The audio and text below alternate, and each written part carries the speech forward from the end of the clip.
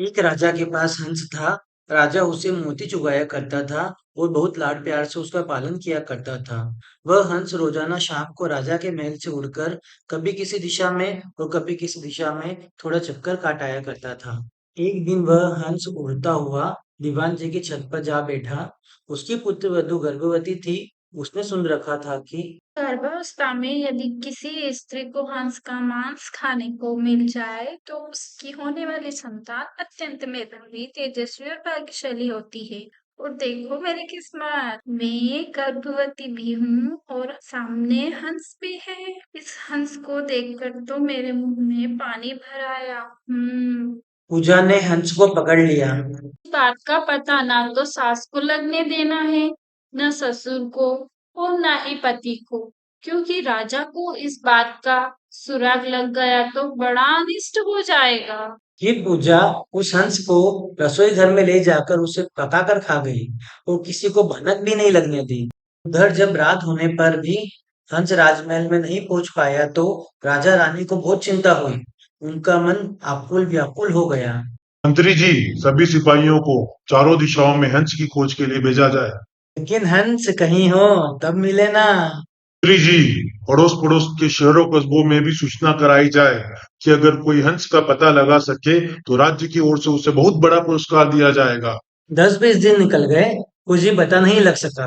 क्योंकि वह हंस राजा और रानी को बहुत प्रिय था तो वे उदास रहने लगे।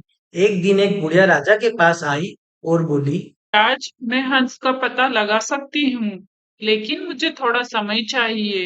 मेरे राज्य के पंडित, ज्योतिष, हाकिम हुक्काम और मेरे इतने सारे गुप्तचरों में से कोई भी पता नहीं लगा सका।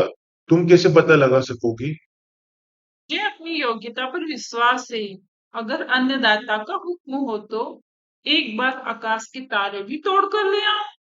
आप मुझे थोड़ा सा समय दीजिए और आवश्यक धन दे दीजिए।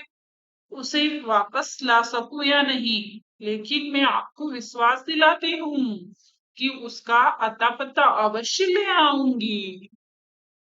ठीक है, तुम्हें अवसर देता हूँ। बुढ़िया अपने उद्देश्य की सिद्धि के लिए चल पड़ी। सबसे पहले बुढ़िया ने यह पता लगाया कि शहर के धनिक घरों में कौन कौन स्त्री गर्भवती है।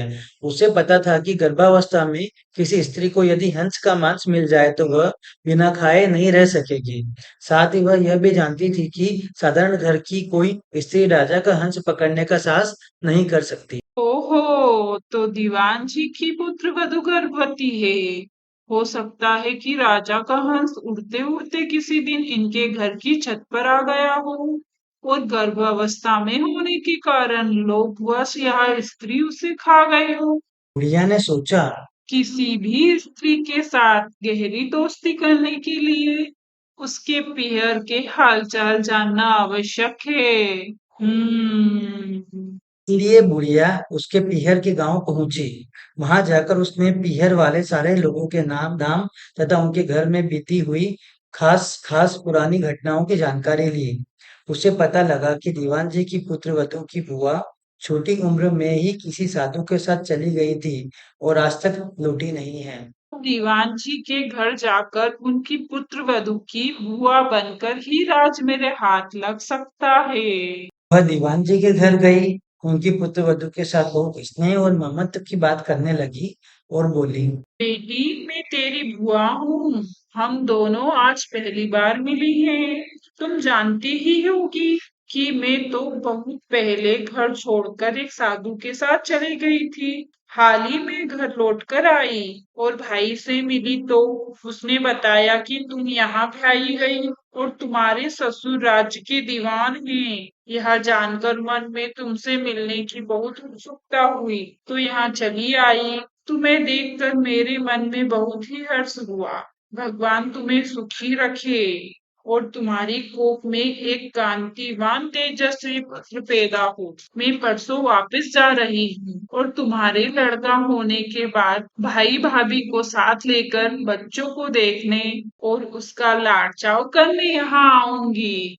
दीवान जी की पुत्रवधू ने अपने भोलेपन के कारण उसकी बातों का विश्वास कर लिया और बोली, बुआ जी, आप आई हैं तो 10-20 दिन तो यहाँ रहिए। जाने की इतनी जल्दी भी क्या पड़ी है। बुआ बनी बुढ़िया को और क्या चाहिए था। उसने वहां रहना स्वीकार कर लिया। थोड़े ही दिनों में बुआ भतीजी खूब हिल मिल गई। एक दिन बातों ही बातों में बुआ जी ने कहा, बेटी, गर्भावस्था में किसी स्त्री को अगर हंस का मांस खाने को मिल जाए तो बहुत अच्छा परिणाम निकलता है।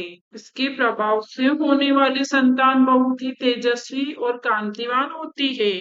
किंतु हंस तो मानसरोवर छोड़कर और कहीं होते नहीं, इसलिए यह काम पाठ तो कैसे पड़े। यह सुनकर उसने हंस खाने की बात बुआ जी को सहज भाव से बता दी। सुनकर बुआ जी ने कहा, बेटी, यह अचरज की बात है कि तुम्हारे यहाँ राजा के पास हंस था। तुमने जो कुछ किया वह बहुत अच्छा किया, किंतु तुम्हें किसी के सामने इस घटना का जिक्र नहीं करना चाहिए था। मेरे सामने भी नहीं करना था। लेकिन खैर, मुझसे कही हुई बात तो कहीं जाने वाली नहीं, इसलिए जिक्र कर लिया तो भी कोई बात नहीं। कुछ दिन और बीत गए।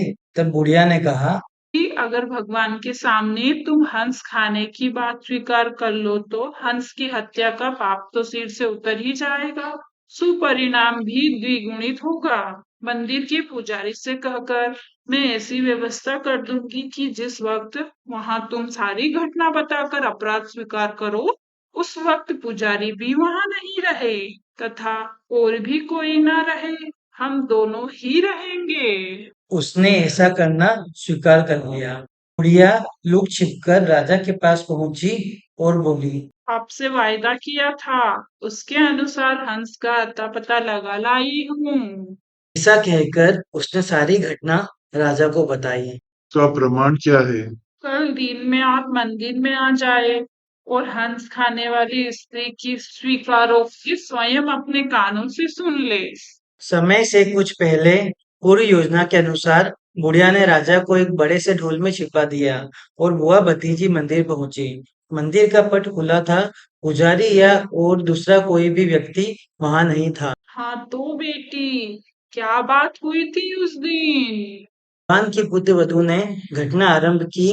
वह थोड़ी सी घटना ही कह पाई थी कि बुढ़िया ने सोचा, राजा ध्यानपूर्वक सुन तो रहा है ना, इसलिए वह ढोल की तरफ इशारा करके बोली। बोल रे ढोल, सुन रे बहू का बोल। उसका इतना कहना था कि भतीजी का माथा ठनका। उसे वहम हो गया कि हो ना हो दाल में कुछ काला है, मालूम होता है मैं तो ठगी गई हूँ। वह चुप हो गई। हाँ तो बेटी, आगे क्या हुआ? उसके बाद तो बुआ जी मेरी आँख खुल गई, सपना टूट गया। वही भतीजी की आंखें खुली, त्यों ही बुआ जी की आंखें भी खुली की खुली रह गई। उसके पाँव तो भतीजी के पाँव से भी भारी हो गए।